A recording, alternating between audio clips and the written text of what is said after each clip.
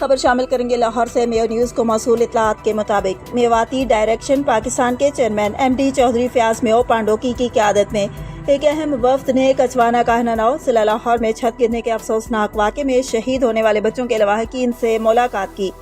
وفد میں مرکزی صدر چودھری الطاف رمضان میو، صوبائی صدر حاجی ابراہیم میو، سیکرٹری جنرل زبیر فاروق میو، نشتر ٹاؤن کے نائب صدر زبیر مشتاق، UC 247 کاہنانو کے نائب صدر عمران میو، جنید مشتاق، نوید مشتاق، چودھری نوید، ضلع لاہور کے نائب صدر چودھری عمران میو، ضلع لاہور کے سینئر نائب صدر چودھری اویس فاروق میو اور ہڈیارہ واہگہ ٹاؤن کے نائب صدر چودھری شاہزیب بھی شامل تھے۔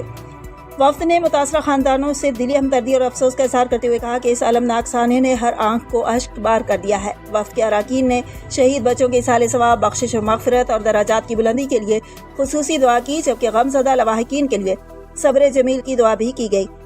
اس موقع پر چیئرمین میواتی ڈائریکشن پاکستان فیاض میو پانڈوکی نے کہا کہ مشکل اور آزمائش کی اس گھڑی میں متاثرہ خاندان خود کو تنہا نہ سمجھے، میواتی برادری ان کے غم میں برابر کی شریک ہے۔ وفد نے اس سانحے پر گہرے دکھ اور افسوس کا اظہار کرتے ہوئے متعلقہ اداروں پر زور دیا کہ ایسے حادثات کی روک تھام کے لیے مؤثر اقدامات کیے جائیں تاکہ مستقبل میں قیمتی انسانی جانوں کا نقصان نہ ہو۔